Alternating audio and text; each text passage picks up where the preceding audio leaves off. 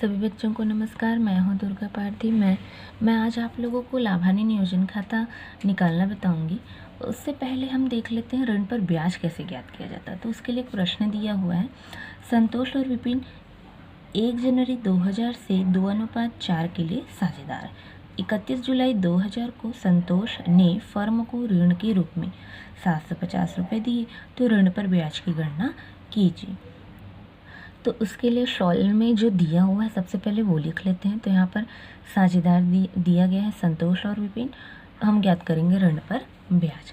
तो ऋण है हमारा दिया संतोष द्वारा दिया गया है 750 रुपये। मैंने आपको बताया था ऋण पर ब्याज दिया जाता है 6%, 6/100। अब माह कैसे निकालेंगे तो देख लीजिएगा। 31 जुलाई को दिया गया है, मतलब 31 जुलाई कंप्लीट हो गया है। अब हम 31 जुलाई के बाद अगस्त से हम गिन लेते हैं दिसंबर तक। तो ये हमारा हो जाएगा 5 माह। तो 5/12 सॉल्व कर लेते हैं। तो 0 से 0 कैंसिल। अब यहाँ पर 5 और 10 को काट लीजिए, 6 और 12 को काट लीजिए। तो उसके बाद जो बचेगा यहाँ पर भाग दे दीजिए 75 से। तो ये आ जाएगा 18.75।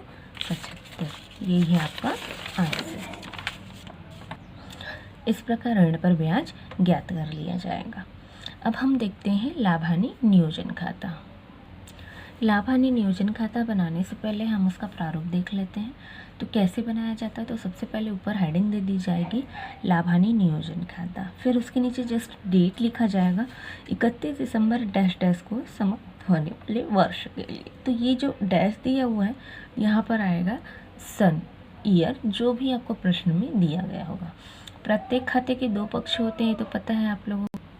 तो पहला है हमारा डेबिट पक्ष और दूसरा हमारा क्रेडिट पक्ष। तो डेबिट पक्ष में हमको सबसे पहले क्या करना है, तो डेबिट पक्ष में जो दिया गया होगा प्रश्न में उसे हम लिखेंगे। तो सबसे पहले हम लिखेंगे शेष लाया गया। यह है हानि की राशि। अगर वर्ष में हानि होती है तो ये आएगा डेबिट पक्ष में। फिर हम निकालेंगे पूंजी पर ब्याज ज्ञात करना। कैसे ज्ञात किया जाता है ये मैं आप लोगों को पिछली कक्षा में बता चुकी हूँ। वेतन एवं कमीशन, जिस साझेदार को वेतन एवं कमीशन दिया जाएगा उसकी राशि अंदर ही लिखी जाएगी, उसके बाद जोड़कर इन्हें बाहर किया जाएगा। फिर है ऋण पर ब्याज। तो ऋण पर ब्याज कैसे दिया जाएगा ये भी मैं आप लोगों को बता चुकी हूँ। अब यहाँ दिया हुआ है लाभ की दशा में। तो लाभ की दशा अर्थात जब आप गणना करेंगे और गणना करने के बाद जब आपका लाभ आएगा तो आप उसे डेबिट पक्ष में दर्शाएंगे। ये केवल मैं आप लोगों को बताने के लिए यहाँ पर लिखी हूँ लाभ की दशा में। इसे आपको नहीं लिखना है, आपको ये लिखना है साझेदारों के पूंजी खाते से। ये राशि आपकी क्या है, ये राशि वो राशि है जब आपका शेष आएगा और उस शेष को आप लाभ अनुपात में, साझेदारों के लाभ अनुपात में बांट कर यहाँ पर लिखेंगे अंदर, और उसके बाद दोनों राशियों को जोड़कर बाहर। यहाँ पर आपके पास अ और ब दिया हुआ है। आप यहाँ पर जितने भी साझेदार रहेंगे उनके नाम लिखेंगे। उसके बाद क्रेडिट पक्ष देख लेते हैं। तो क्रेडिट पक्ष में सबसे पहले हम लिखेंगे शेष लाया गया। ये है लाभ की राशि। अगर फर्म को लाभ होती है प्रश्न में तो यहाँ पर लिख लेंगे लाभ की राशि क्रेडिट पक्ष में। ध्यान रखें इसे आपको दिखाना नहीं है, ये केवल आपको बताने के लिए कि लाभ आएगा क्रेडिट पक्ष में, हानि आएगी डेबिट पक्ष में। फिर आहरण पर ब्याज कैसे ज्ञात किया जाता है, तो जितने साझेदार हैं उनका आहरण पर ब्याज यहाँ पर अंदर लिखिए और दोनों को जोड़कर बाहर। सेम वही प्रोसेस हानि की दशा में, अर्थात हानि होगी तो ये आ जाएगा क्रेडिट पक्ष में। इसे आपको नहीं लिखना है, सिर्फ मैं आपको बताने के लिए लिखी हूँ। अब जो साझेदारों को के द्वारा बांटा जाएगा तो ये काहे की राशि होगी, हानि की राशि। हानि राशि को ही उन पुराने साझेदारों के अनुपात में बांट दिया जाएगा और बांट कर अंदर ही लिखकर उन्हें जोड़ दिया जाएगा। इस प्रकार लाभ हानि नियोजन खाता बना लिया जाएगा और खाते को पूर्णतः इस प्रकार से बंद कर लिया जाएगा। आप देख सकते हैं दोनों राशि कॉलम का योग लगा लिया जाएगा और अंत में डबल कॉलम से इसे बंद किया जाएगा। इस प्रकार हमारा लाभ हानि नियोजन खाता तैयार हो जाएगा। लाभ हानि नियोजन खाता की 2 पद्धतियाँ हैं, स्थिर पूंजी पद्धति और दूसरा है परिवर्तनशील पूंजी पद्धति। तो ये है पहला स्थिर पूंजी पद्धति। जिसमें आपको दो खाते बनाना है। पहला है साझेदारों का पूंजी खाता और दूसरा बनाएंगे आप साझेदारों का चालू खाता। तो ये उसके लिए प्रारूप दिया गया है। ये जब प्रश्न में बोला जाए कि साझेदारों का पूंजी खाता बनाना है या बनाइए, तब आपको क्या बोलते हैं, दोनों ही पद्धतियों के माध्यम से बनाना है। आपको प्रश्न में बाकायदा दे दिया जाएगा कि किस पद्धति का प्रयोग करके आपको साझेदारों का पूंजी खाता तैयार करना है। अगर स्थिर पूंजी पद्धति बोलता है तो ये दोनों ही आपको बनाने पड़ेंगे, दोनों खाते आपको तैयार करने पड़ेंगे। तो आइए समझ लेते हैं। तो इसके लिए सबसे पहला आप काम करेंगे, साझेदारों का पूंजी खाता ऊपर हेडिंग दे देंगे, विकलन पक्ष हमारा डेबिट पक्ष और क्रेडिट पक्ष। इसमें करना कुछ नहीं है, केवल आपको पूंजी दिखानी है। तो यहाँ पर लिखा है शेष लाया गया, यहाँ पर ब्रैकेट में लिखा है पूंजी की राशि। आपको केवल बताने के लिए कि ये राशि आपकी रहेगी पूंजी की राशि। साझेदार जितने भी होंगे उनके उतने ही कॉलम बनाए जाएंगे और यहाँ पर उनकी पूंजी लिख ली जाएगी।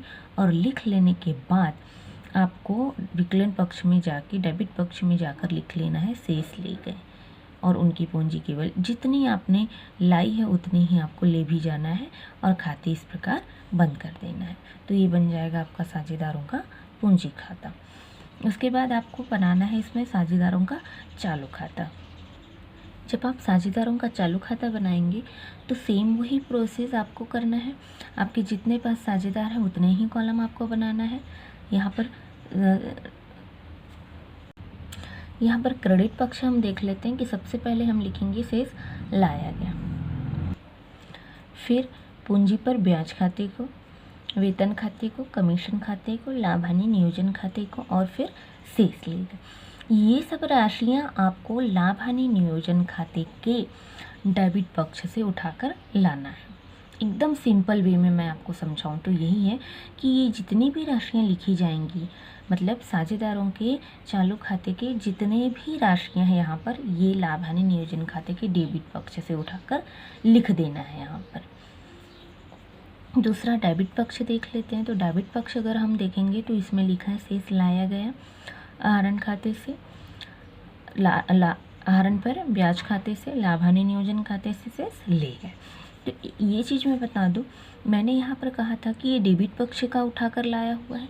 यहाँ पर आप लाभ हानि नियोजन खाते के क्रेडिट पक्ष से जो राशियाँ लिखी गई हैं वो उठाकर आपको डेबिट पक्ष में लिख देना। एकदम इजी वे में अगर समझें तो ये शेष लाया गया दोनों पक्षों में पूंजी राशि है। डेबिट क्रेडिट पक्ष में लिखा जाएगा, अगर डेबिट पक्ष के लिए दिया गया है तो डेबिट पक्ष में लिखा जाएगा पूंजी की राशि। तो ये है आपका साझेदारों का चालू खाता जो स्थिर पूंजी पद्धति के अनुसार बनाना है। प्रश्न में यदि दिया हो तो यहाँ पर राशियाँ लिखकर खाता बंद कर ली जाएंगे। तो इस प्रकार हमारा चालू खाता बन जाएगा। मतलब स्थिर पूंजी पद्धति में आपको दो खाते बनाने हैं, साझेदारों का पूंजी खाता और साझेदारों का चालू खाता। दूसरा हमारा है परिवर्तनशील पूंजी पद्धति। तो ऊपर हेडिंग रहेगा साझेदारों का पूंजी खाता। परिवर्तनशील पूंजी पद्धति से आपको सिर्फ साझेदारों का पूंजी खाता ही बनाना है, जिसके लिए प्रारूप विवरण अब। कहने का यह मतलब है कि यहाँ पर साझेदार बढ़ेंगे तो साझेदारों का कॉलम बढ़ जाएगा, और यहाँ पर दो साझेदार के बेसिस पे बनाया गया है प्रारूप। तो ये देख लीजिए, सबसे पहले वही प्रोसेस, समाकलन में शेष लाया गया, पूंजी पर ब्याज खाते को, वेतन खाते से, कमीशन खाते को, लाभ हानि नियोजन खाते को और शेष ले गए।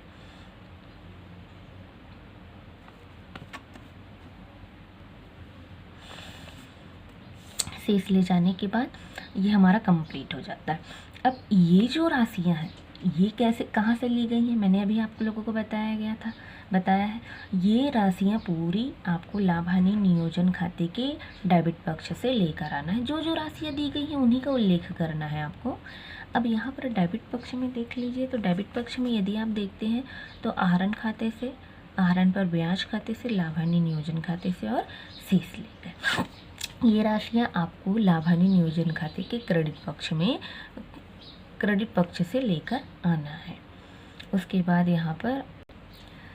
यहाँ पर शेष ले गए, मतलब अगर बैलेंस हमारा डेबिट पक्ष में आता है तो इधर लिखेंगे, हमारा क्रेडिट पक्ष में आता है शेष तो इधर लिखेंगे।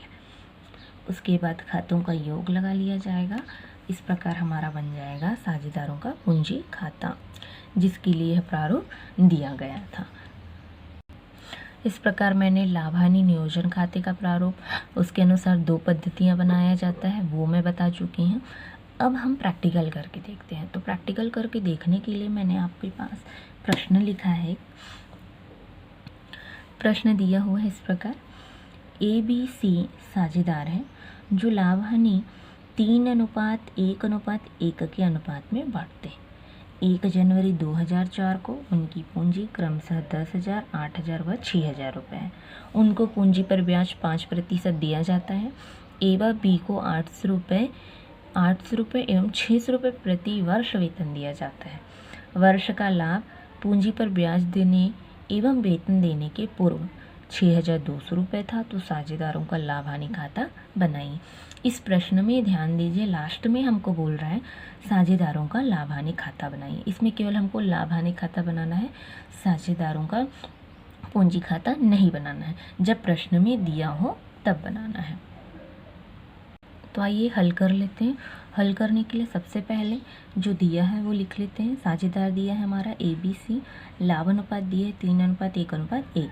ऊपर हेडिंग दे देंगे लाभ हानि नियोजन खाता 31 दिसंबर 2004 को समाप्त होने वाले वर्ष के लिए। ये हमारा विकलन पक्ष है, ये हमारा समाकलन पक्ष है। तो सबसे पहले प्रारूप में दिया गया था, विकलन पक्ष में शेष लाया गया हानि की राशि और समाकलन पक्ष में शेष लाया गया लाभ की राशि। तो प्रश्न में देखते हैं कि लाभ हो रहा है कि हानि, क्या दिया हुआ ये देख लेते हैं। ये दिया गया है प्रश्न में, वेतन ब्याज और वेतन देने के पूर्व लाभ 6,200 रुपये था। तो लाभ हम लिखेंगे समाकलन पक्ष में शेष लाया गया 6,200 रुपये। अब इसके बाद हम ये देख लेते हैं कि हम डेबिट पक्ष में क्या लिखेंगे और क्रेडिट पक्ष में क्या लिखेंगे। तो हमारा डेबिट पक्ष में आ जाएगा शेष लाया गया, अगर हानि दी हुई है तो पूंजी पर ब्याज खाता, अगर दिया पूंजी पर ब्याज लगाएंगे, ऋण पर ब्याज लेंगे, वेतन एवं कमीशन दिया है तो डेबिट पक्ष में आएगा। आपको इधर मात्र लिखना है शेष लाया गया लाभ की राशि और दूसरा आएगा आहरण पर ब्याज की राशि, अगर निकालने बोल रहा है तब।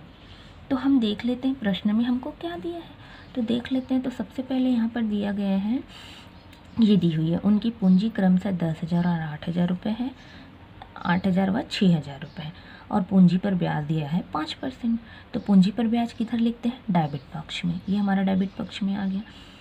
ए व बी को 800 रुपये व 600 रुपये प्रति वर्ष वेतन दिया जाता है। वेतन किधर लिखेंगे, ये भी हम डेबिट पक्ष में ही लिखेंगे। और वर्ष का लाभ पूंजी पर ब्याज देने और वेतन देने के पूर्व 6,200 रुपये था, तो हम लिख चुके हैं। तो कहने का यह मतलब है कि हमको केवल 2 अमाउंट लिखना है, एक है पूंजी पर ब्याज और दूसरा हमको वेतन लिखना है, बस। तो ये दोनों भी हमारा डेबिट पक्ष में आएगा। तो इसे लिख लेते हैं। देख लीजिए, दोनों ही राशि हमने लिख लिया है। पूंजी पर ब्याज खाते से अ जो पूंजी राशि दी हुई है उनका हम 5% ब्याज निकाल लेंगे।